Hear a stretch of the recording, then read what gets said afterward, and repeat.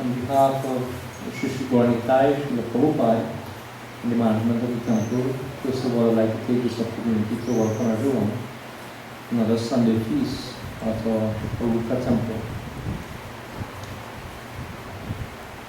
This evening, I would like to talk a little about the concept of faith in Krishna consciousness. But before that, we begin with the Mangala chant first. You know you can join me. Om Ajnana Timirandasya Jnana Shalakaya Chakshurumilitam Jena Tasmai Shri Gurave Namaha Sri Chaitanya Manavishram Shapitam Jena Bhutale Swayam Rupa Lati Swapadantikam Vandekam Shri Guru Shri Yuka Parakamalam Shri Guru Vaishnava Shri Rupam Sahajatam Sahanarvanatam Tam Sajivam Sahadvaitam Savadutam Parijana Saitam Krishna Chaitanya Devam Shri Radha Krishna Padam Sahatanalita Shri Vishakam He Krishna Karuna Sindhu Dinabandhu Jagatpate Gopesha Gopika Kanta Radha Kanta Namostute Tapta Kanchana Gaurangye Radhe Vrindavaneshwari Vrishabhanu Sute Devi Pranamami Harikwe Panchakalpataruvesha Kripa Sindhu Gevacha Patitanam Pavanaya Vaishnave Shri Krishna Chaitanya Prabhu Nityananda Shri Advaita Gadadhara Shivasari Gaura Bhaktivinoda Hare Krishna Krishna Krishna Hare Hare Hare Rama Rama Rama Hare Hare Hare Krishna Krishna Krishna Krishna Hare Hare Hare Rama Rama Rama Hare Hare. Everyone loudly. Hare Krishna Krishna Krishna Hare Hare Hare Rama Rama Hare Hare. Om Namo Bhagavate Vasudevaya. Om Namo Bhagavate Vasudevaya. Om Namo Bhagavate Vasudevaya. Om Namo Bhagavate Vasudevaya. Om Namo Bhagavate Vasudevaya. Om Namo Bhagavate Vasudevaya. So this is the 9th chapter of the Bhagavad Gita, text number 3. Ashradhana Purusha Dharmasyasya Parantapa Aprapya Mam Nivartante Mrityu Samsara Vartmani. Those who are not faithful in this devotional service cannot attain me, O conqueror of enemies. Therefore, they return to the path of birth and death in this material world. I repeat that one more time. For those who are not faithful in this devotional service cannot attain me, O conqueror of enemies. Therefore, they return to the path of birth and death in this material world. A pretty remarkable statement that Krishna is making, and speaking with his own words. The goal of life is Savai Pumsam Parodhama Jato Bhaktirat Bhukshaji Haiti Apratyata Yayatma Suprasidati. It is not something that is unique to persons who practice Vedic Dharma. It is not something unique to persons who practice Islam. It is not something unique to persons who practice any other variety of religion. Because ultimately the goal of all religion is one. Savai Pumsam, of all people, is one. Parodharma, the supreme occupation, the essential nature of each and every individual, regardless of their caste, regardless of their creed, regardless of their nationality, of their gender, whatever, is Yato Bhaktit Adhochaji, the rendering of loving devotional service to the Transcendental Lord. And such devotional service, when it is performed unmotivatedly, we don't want anything as a result of performing this devotional service. Initially, when we come to the temple, Baladev Prabhu was making this point in one of his classes here. When we come to the temple, initially, the consciousness is, my dear Lord, how can you serve me? Because we are thinking, give me something, I want something from you. Whether it is a good wife, whether it is an increase in my balance at the bank, whether it is to get a better vehicle, something like that. We want something from the Lord. But as our devotion becomes more condensed, becomes more developed, it is a necessary case that that consciousness changes from, my dear Lord, how can you serve me? But my dear Lord, how can I serve you? Because the contamination of the material world becomes lessened from our consciousness, and we begin to understand the identity of the self. The identity of the self is to serve God. That's all. To be in a loving relationship with the Lord. Therefore, we don't want anything from Him. It is not that we have to ask. Any responsible parent, the child doesn't have to ask for food. The child doesn't have to ask for clothes.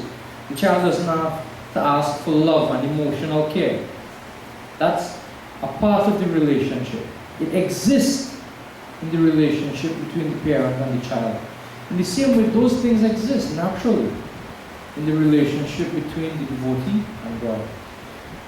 So when it is unmotivated, and further than that, when it is uninterrupted, that not when we feel our desires are not being met, we go away. Let me try some other process. Let me try some other thing. Sometimes it may even mean, let me try another temple.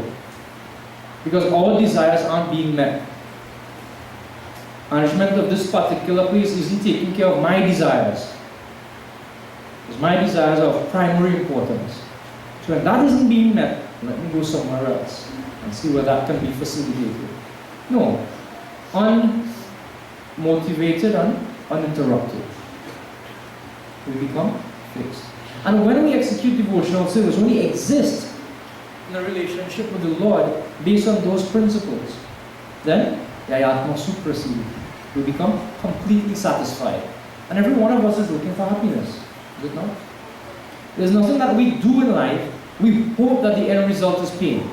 None of us buys a vehicle and we think, I wish as soon as I drive out of the dealership, I could get in an accident on the road. Nobody thinks like that. I wish as soon as I go to work, my boss could just give me a hard time. And even more than that, cut my pay. Nobody votes a particular government into office thinking that they will suffer. Nobody does it. Everything we do it with the idea that we will become happy. Or at least our difficulties will be mitigated, or lessened, or subside over the course of time. But the only thing that actually guarantees freedom from suffering is when we exist in an actual state of our relationship with the Supreme Lord. And that is the real thing. So Krishna is saying here, those who are not faithful cannot attain me. It means if we are not faithful, it is impossible for us to exist in that relationship. It is impossible for us to exist in that relationship with the Lord. Because there's some apprehension. There's something that we're not fully convinced of. And therefore Krishna says, what is the result?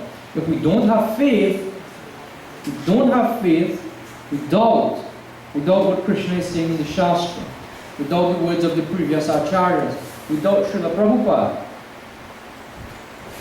But what happens? Mrityu samsara vartmani.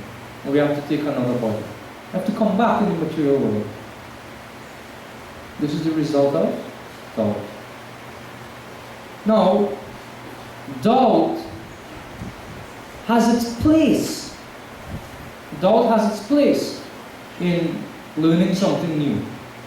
And doubt is actually a function of the intelligence to question something, to question the validity of something, to question the authenticity of something, to question whether what is being said here is actually fact or not. That actually has its place, and it is actually a function of the intelligence. So sometimes when we are speaking to somebody and we are presenting the philosophy and they're actually doubting, it's actually a good sign. I'm often very wary of somebody who accepts something just off the bat, without properly questioning it and assimilating it. And that has its place, but in the right circumstances, that doubt, which is actually a component of faithlessness, has to be satisfied. And that gives us a platform on which to progress in our spiritual pursuits. So what is actually the definition of faith? That is given in the Chaitanya Charitamrita, which Srila Prabhupada quotes, not in this instance, verbatim, but he paraphrases. Shraddha Shabde Vishwash Kohe Sudridha Nishchoy Krishna Bhakti Koile Sarva Karma Krita Hoy. That faith means, with reference to the practice of devotional service, Shraddha Shabde Vishwash Kohe, the unflinching conviction that by practicing Krishna consciousness, that by practicing the principles, by executing the principles of Krishna consciousness, I will achieve everything that is worth achieving. Krishna Bhakti Koil, by executing devotional service, Sarva Karma Krita Hoy. There is nothing else I need to do. I don't need to engage in another process to satisfy something. Simply by serving Krishna, simply by being a devotee, that's enough. That is called first class faith. I'll read a bit of Srila Prabhupada's quote here. The faithless cannot accomplish this process of devotional service. That is the purport of this verse. Faith is created by the association with devotees. Unfortunate people, even after hearing all the evidence of the Vedic literature from great personalities, still have no faith in God. They are hesitant and they cannot stay fixed in the devotional service of the Lord. Thus, faith is a most important factor for progress in Krishna consciousness. I'll read that again. Thus, faith is a most important factor for progress in Krishna consciousness. In the Chaitanya Charitamrita, it is said that faith is the complete conviction that simply by serving the Supreme Lord, Sri Krishna, one can achieve all perfection. That is called real faith, as stated in the Srimad Bhagavatam 4:31-14. Yata tarod mula nishechanena tripyanti tat skanda bhujopashaka pranopahara cha yatindriyanam tathaiva sarvarhanam achyuteja. By giving water to the root of a tree, one satisfies its branches, twigs, and leaves. And by supplying food to the stomach, one satisfies all the senses of the body. Similarly, by engaging in the transcendental service of the Supreme Lord, one automatically satisfies all the demigods and other living entities. Therefore, after reading Bhagavad Gita, one should promptly come to the conclusion of Bhagavad Gita. One should give up all other engagements and adopt the service of the Supreme Lord Krishna, the personality of Godhead. If one is convinced of this philosophy of life. That is faith. So faith is a very important thing. It's something that actually it pervades our life. Actually, we have faith in so many different things. Simple example. We have faith that once our left foot, when walking, gets a firm hold, I can lift my other foot and put it forward. It's faith. That the ground won't buckle under me and I won't fall. But when we're walking in an uncertain place, like if we go on a hike or something on a stream, and we're walking in a river, when we're walking, if we check to see if there's moss, if our foot will slide. And when we become convinced, when we become satisfied that my foot won't move, then we put the foot forward. That is faith. That is faith. These schools or universities or places of learning, they're actually cathedrals erected, dedicated to the faith of the individual students. Why is that? If we just see like a 2x4 building somewhere on the side of the road, right? Promising, get a degree in 3 years, qualified teachers, but the place doesn't look so wholesome. It may very well be inside, they are the most qualified people. But just from the appearance of the place, we don't put much faith in that. And therefore you go to any place of learning, it's built in such a way to inspire faith. To inspire faith. When we see it, we have faith that, this place looks good. Actually, if I enroll in this place, I can actually achieve my goals. Especially in the US and the UK, when you go and you visit old institutions like Oxford or Cambridge, and you see the place. Like I went there some years ago, went to Oxford to visit a center of Vaishnava studies there. And when you just saw the place, just the awesomeness of the place, I wish I had money to enroll there and do some degree. It was such a brilliant place. It inspired that confidence. Because the underlying factor of any process, whether materially or whether spiritually, what determines our progress is our faith. It's perhaps the most essential component of any process of knowledge. Srila Prabhupada makes a very important statement here, that faith is created in the association of devotees. This is actually quite a universal principle. If we attend some school, right, what is the main thing that different schools offer? Different varieties of association.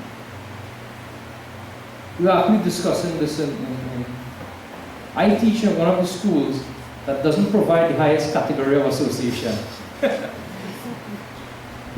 But depends on which crowd you fall into, you can actually benefit. And what do the prestigious schools offer? They offer a better class of association. And if you go into the school, and even if you are not so performing as a student, right? Just because of everybody in the class, everybody in the year group, having that drive for success, it forces you to increase your standard. It happens naturally. It's something that happens naturally. Your desire to succeed, your drive to succeed increases based on your association. And so it is in spiritual life. The quality of our faith, the quality of our practice in devotional service is dependent on the quality of association of devotees. It is a fact that can be observed that if persons are accustomed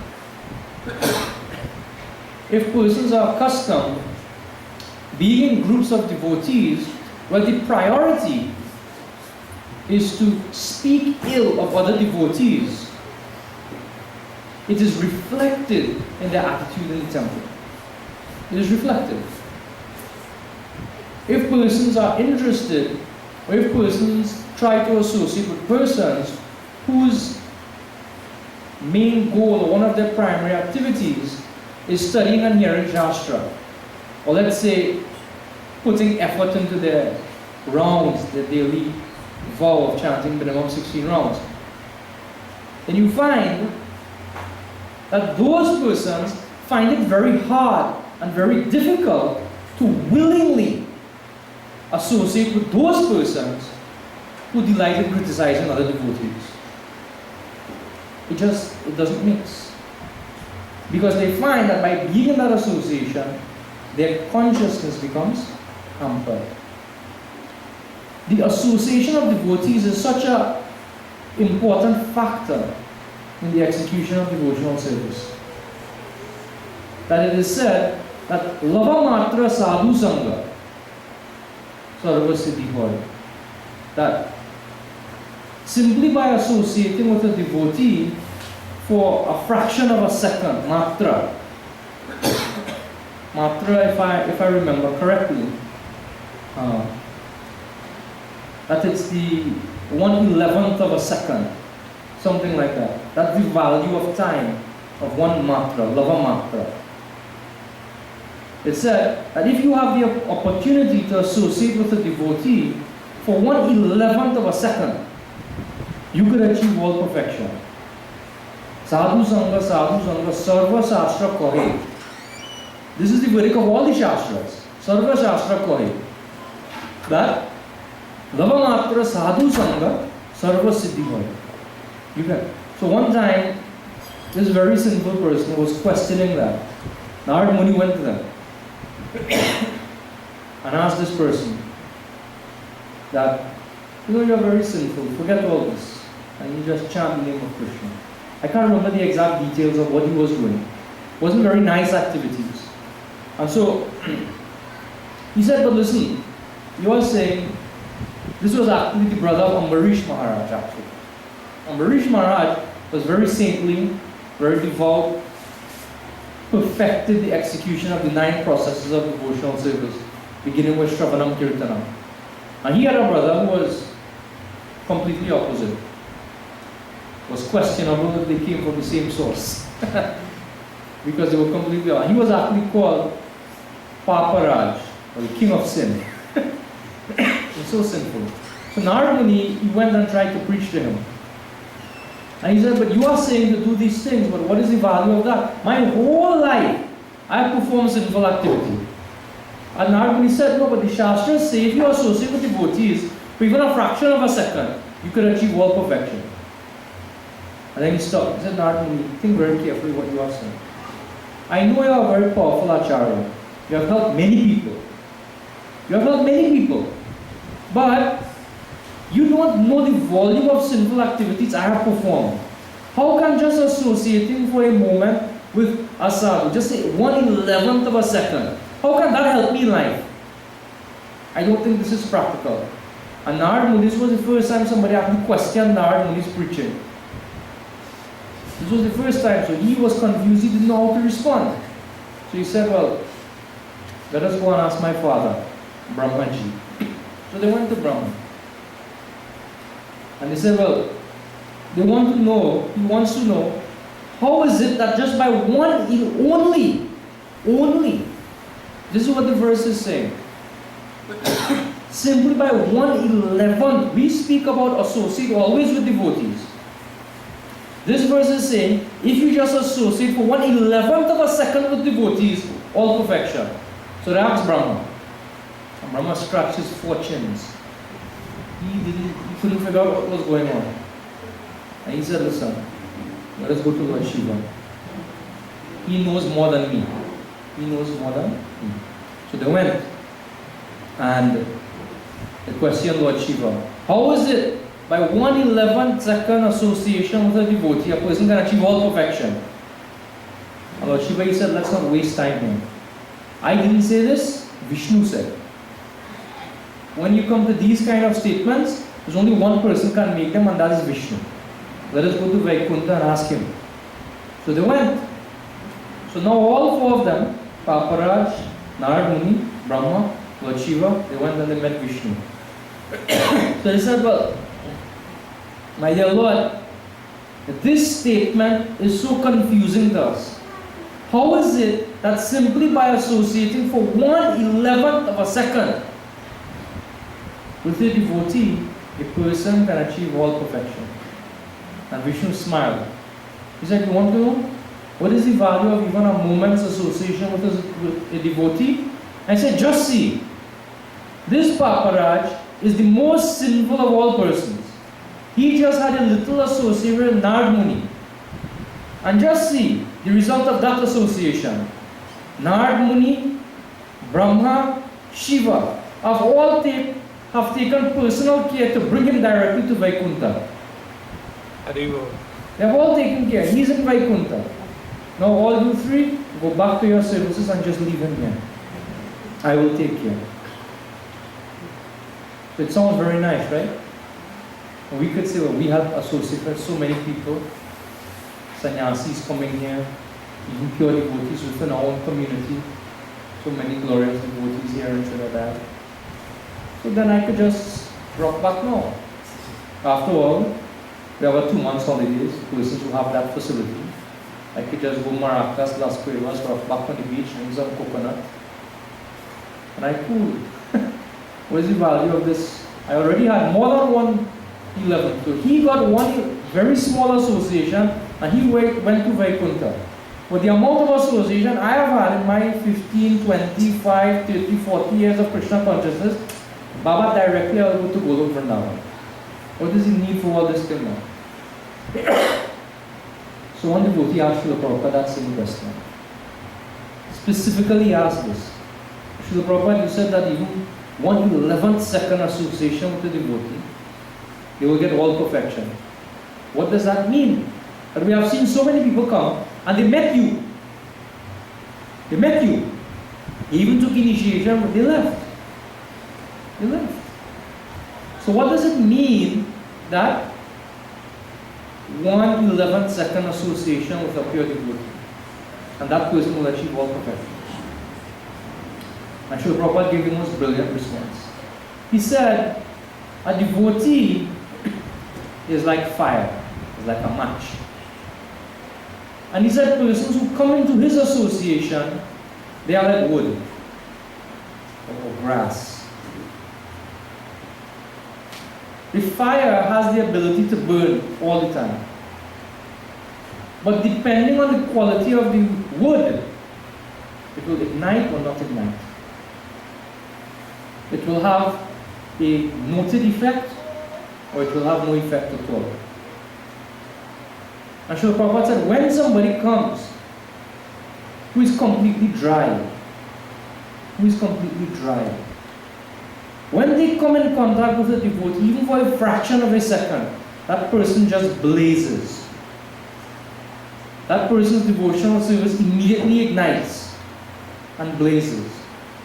And therefore Srila Prabhupada said, yes, it is a fact that 1/11th second association with a sadhu, they will be benefited. But that depends on the quality of the person coming also. Quality of the sadhu is there, but our quality has to also be checked. Our quality has to be checked. And therefore Srila Prabhupada has created this society that our quality can improve over time. That we get increasingly, or we become increasingly benefited in the association of devotees. Actually, there's a point worth noting, as Srila Prabhupada also mentions in this purport, that devotees are also categorized according to their faith. That's a fact.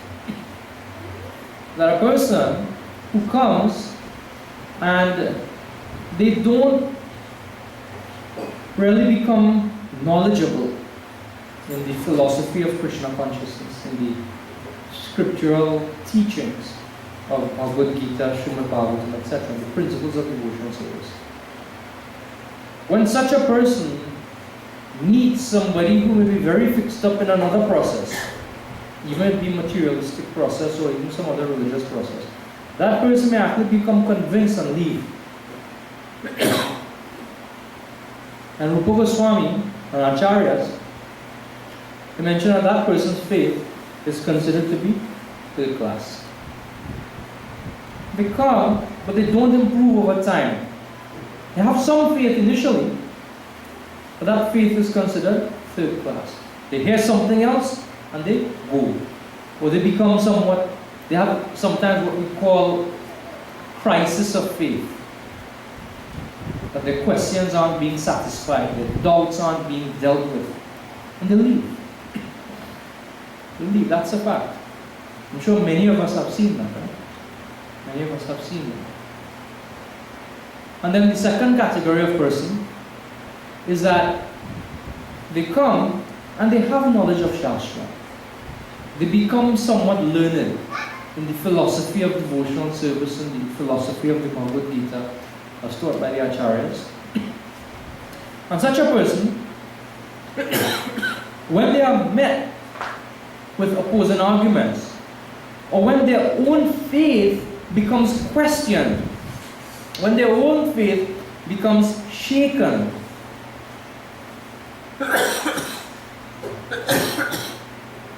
that person doesn't go away. That person actually uses it as a platform for further improvement. He may not be able to reconcile the opposition he was faced with. But despite the questions remaining unanswered in his mind, he does not go away. Why? Because his faith is strong. And then the first class person is a person who he knows Shastra very well, and if he meets some opposing argument, he's able to defeat that. He's able to defeat that. And possibly even bring people over to this side and instill in them faith in the process of devotional service. So persons are actually categorized in devotional service according to their faith. And one of the important components of that faith is their knowledge of Shastra. And therefore we come back to that point that is repeated over and over again in Srila Prabhupada's books. The importance of reading his books. And especially in the words of the language of this purport, reading and hearing specifically in the association of devotees. So now I'll ask you a question. Think about the answer. Okay? And then after thinking about the answer, you could say which side you choose. Our faith, in terms of our development, is it a question of personal effort? If I make considerable effort in devotional service, will my faith naturally increase? So that's one side. Or is it that increased faith in devotional service is dependent on the mercy of Krishna? That when Krishna gives me his mercy, then my faith will progress. Which sounds more in line? That I have to make personal effort, or mercy of Krishna has to come? Which do you think? How many of you say, by raise of hand, is by personal effort, faith increases? No, number of people. How many say, by mercy of Krishna? So less people, but still everybody didn't put their hand up. So then I could ask another question. Did you understand the question?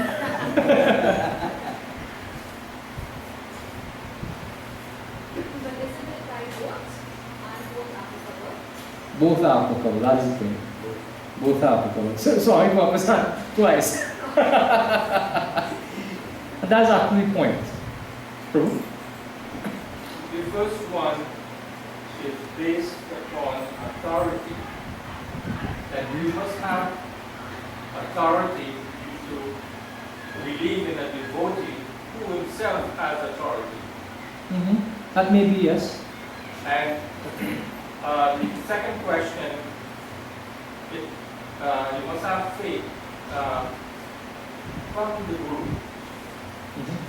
in order to get the mercy of Krishna. Yeah. So his point was that one has to have faith in some devotee, and also most essential to that, in order to get the mercy of Krishna, one has to be connected to his spiritual master in the process of devotional service. So let's take these two different sides, and what the results are. Now, let's say I want to excel in a particular sport. Let's say, to use the same example I was just giving, it's holiday time. Some of us have some free time, well, more than others, of course. And we decide to go to the gym to bulk up a little, right? Put some effort inside. We want to do two things. We want to become a little bit more flat, and in some places become a little bit more round. In some places. What does it require? To do it, there are certain activities we have to do. So first of all, we have to be disciplined. We have to go and actually do the exercises. We have to do the exercises. We have to practice. At first, lifting a particular weight may be very easy. And that, of course, is maybe the bar. Most people are qualified to lift the bar. And you go in, and by practice, by constantly investing time and effort, our capacity to lift increases. By the investing of time and effort, our capacity for lifting increases. Why? Because our muscles are becoming more conditioned to the activity. So similarly, as devotees, there are activities we have to do positively, that our capacity for them increases.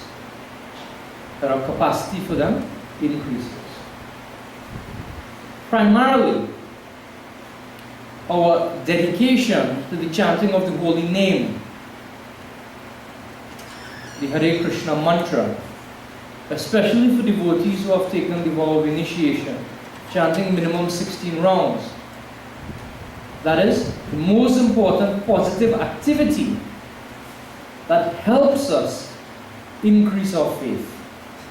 Secondly, the reading of Srila Prabhupada's books is another activity that helps to increase our capacity.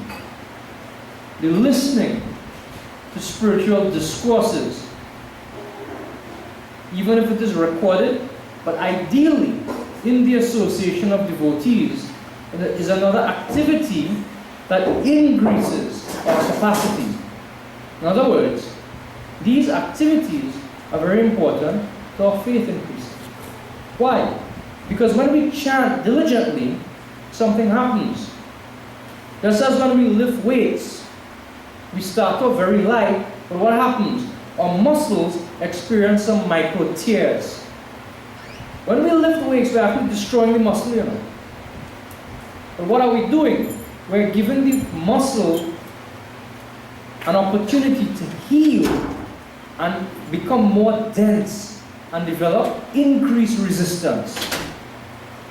That's what we're actually doing when we're exercising. So sometimes we see and we find our back is hurting, legs are hurting. Why? Because the muscles have become damaged. But in healing, in the right circumstances, our fibers, the muscle fibers, becomes more dense.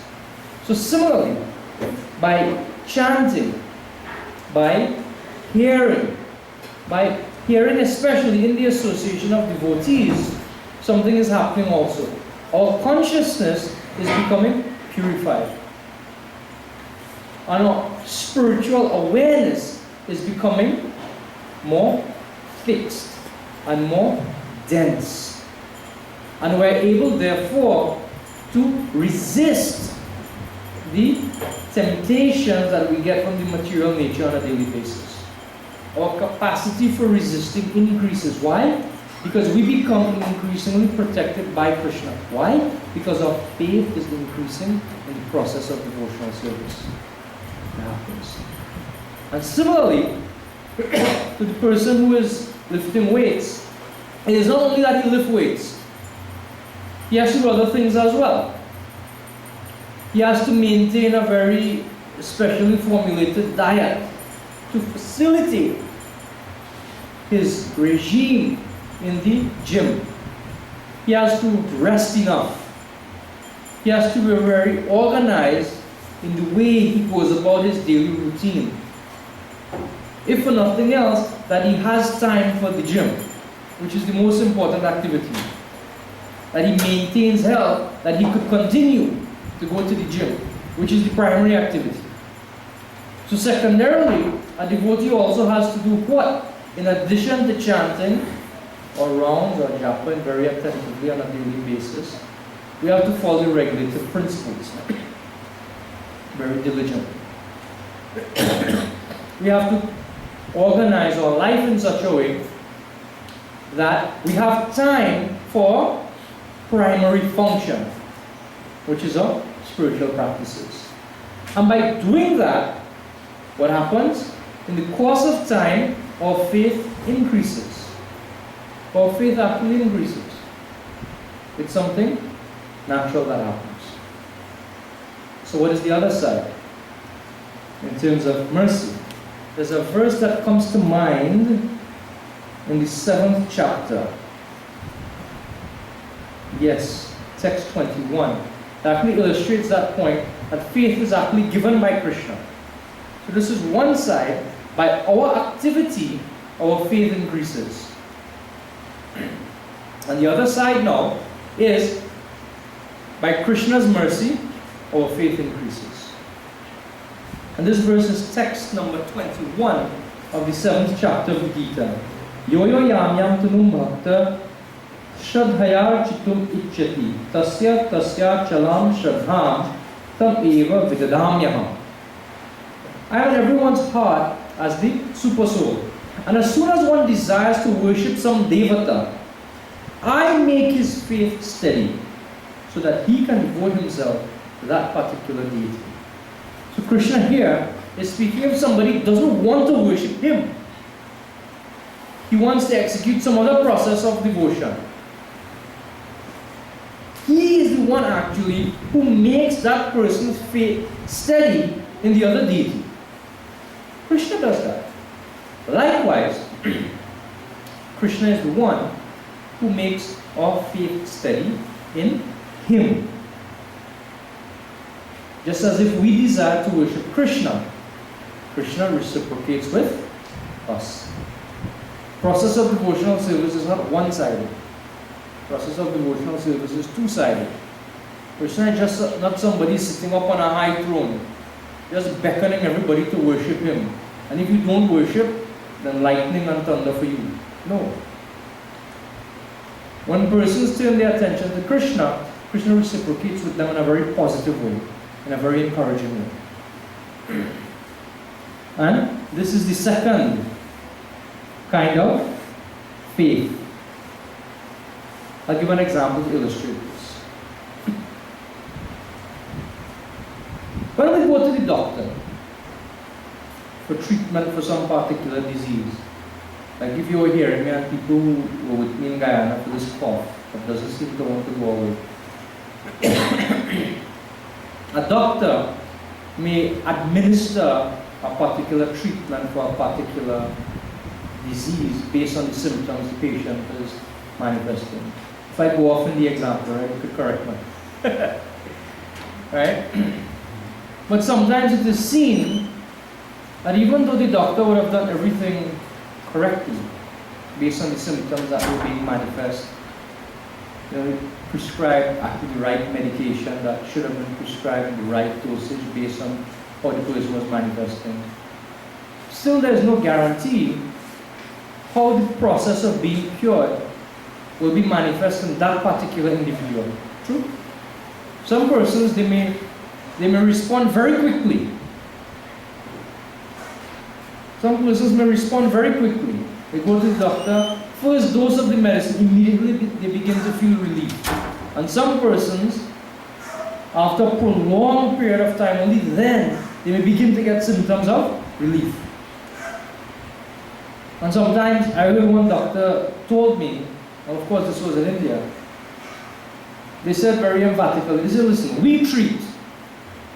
Anybody comes to us, we treat. But he heals. We could just give some treatment, but he ultimately heals. And sometimes we see that everything is done right, but the patient dies. Sometimes a person goes into the hospital with a very insignificant complaint in the very best of facilities, under the very best of medical care, and the person dies. The person dies. Right? And sometimes a person may go in what may be considered substandard medical facility under what might be considered not the best medical practitioner to administer care and treatment. And they may go with a very grave condition and they survive. And they survive. Why? Because there's something else. There's some other factor involved. This is like faith being given by the mercy of the Lord Himself. There's something else that facilitates that. Because we don't know how a person's treatment in devotional service would become manifest. We don't know. Just like a person may be given a medicine, based on all indications, this medicine should work. But there may have been some undiagnosed problem in the patient that has a negative reaction by the infusion of this particular medicine. And the patient has to undergo severe suffering before they can actually put in the right dose or deal with that other problem before this could be properly administered.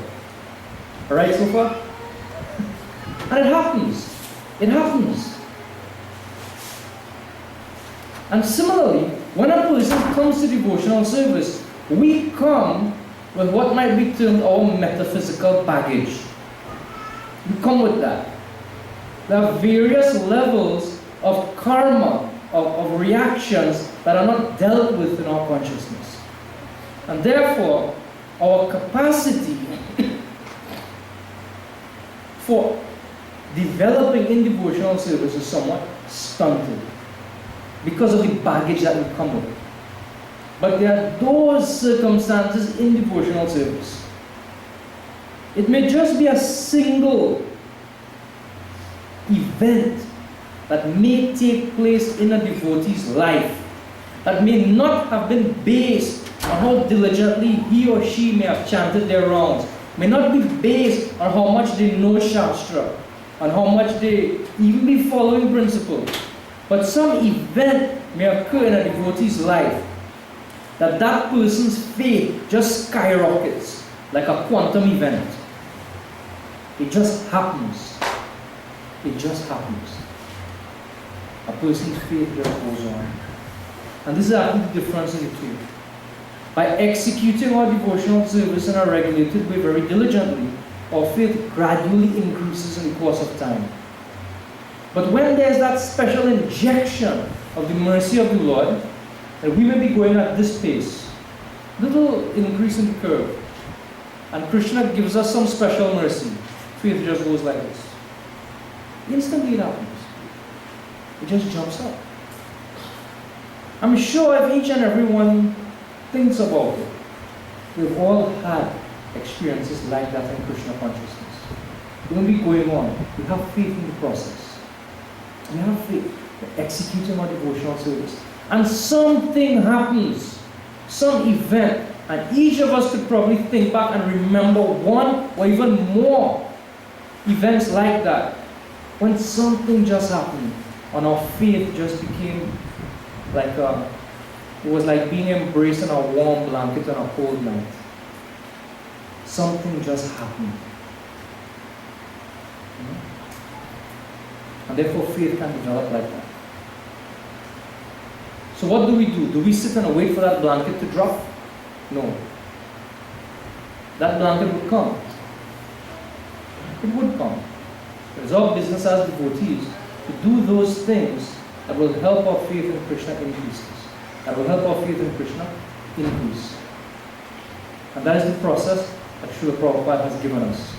That we execute our devotional service, chanting our rounds, reading his books, associated with devotees for the purpose of churning the nectar that comes from his books, and simply await when that special mercy would come to catapult us forward in devotional service. If after 5, 10, 15, 20 years our faith is not becoming strong, then we will increasingly face difficulties in our spiritual life. And therefore, for every serious devotee, we have to make sincere endeavor to do those things that I mentioned before, to increase and maintain our faith in devotional service. Hare Krishna. Srila Prabhupada ki. We have about 1.5 minutes according to my watch. I don't know if you put our clock at the same time. If anybody would like to ask me about Krishna.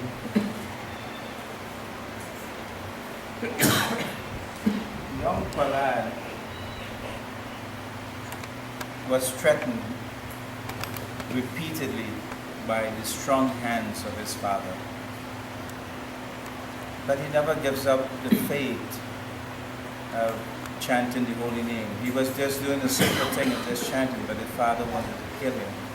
And he's prepared, whatever the circumstances. He had fixed faith.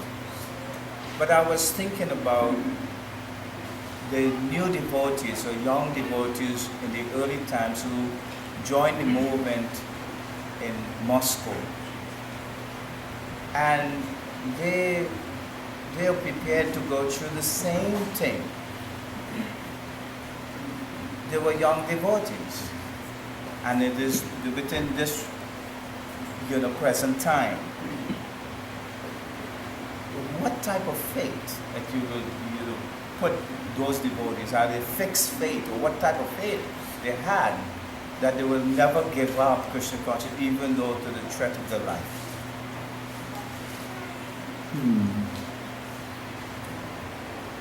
Based on the example, right, I gave, you all heard the question?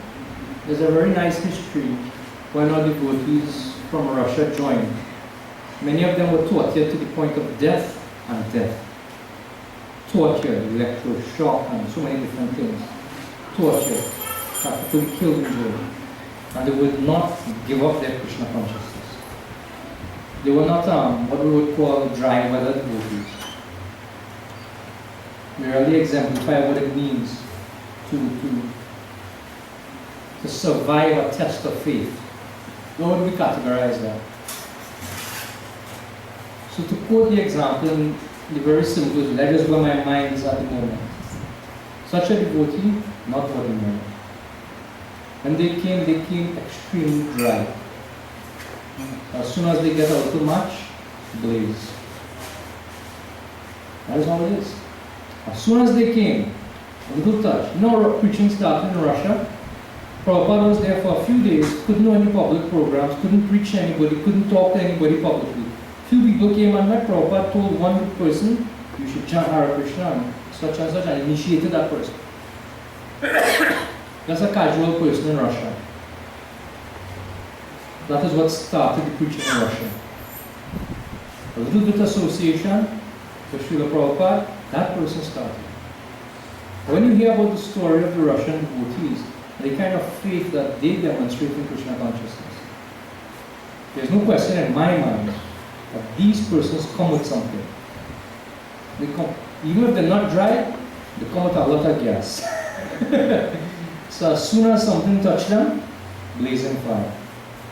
You look at how much they have attraction. Like Gopal Krishna Maharaj was mentioning that he loves to go to Russia. This is a glass of wine. And he said because when you go to Russia, if you give class for 1 hour, they feel that that is insufficient, you've wasted their time. They made the effort to come and sit, and you only spoke for 1 hour, waste of time, you also for speaking 1 hour.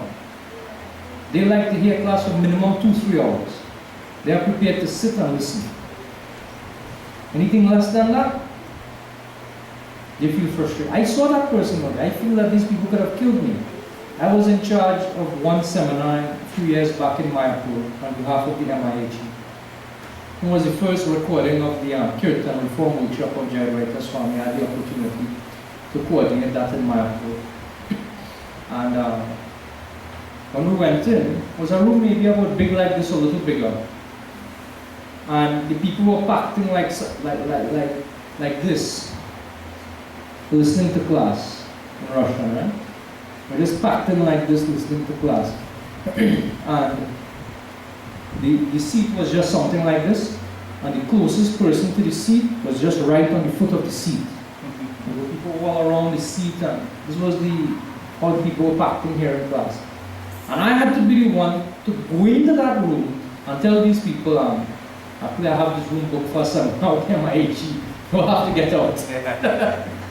And I went in, and very respectfully I asked the prabhu who was giving the class if he spoke English. He said yes. I said, Prabhu, unfortunately, I'm very sorry. I have to ask you to leave. He said, why?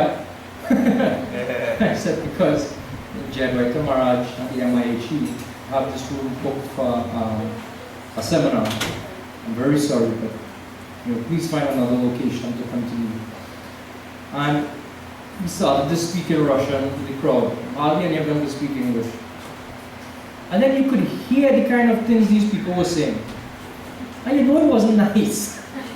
As these people, we were sitting peacefully here in class. Who's this fella coming to put us out? And then within 5 minutes, all of them were sitting on the floor outside, and class continued like it would never stop. Wow.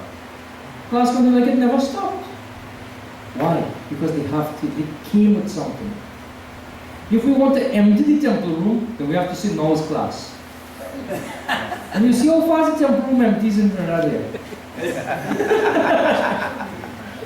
We see it. That people, they're not interested. Somehow, whether it's the fault of the speaker, I take some blame for that, or whether, whatever the circumstances may be, if we are not, over the course of time, becoming interested, time and time again, goes through Bhagavad Gita, goes through Srimad Bhagavatam, Srila Prabhupada speaks that one's advancement in devotional service, one of the barometers by which one can check is his attraction to hearing and chanting. It's a fact. So, in answering, my answer already, just to repeat, just that these Russians, they came dry. They could tolerate. We have to follow their example. Srila Prabhupada ki jai. Hari Hari Bol.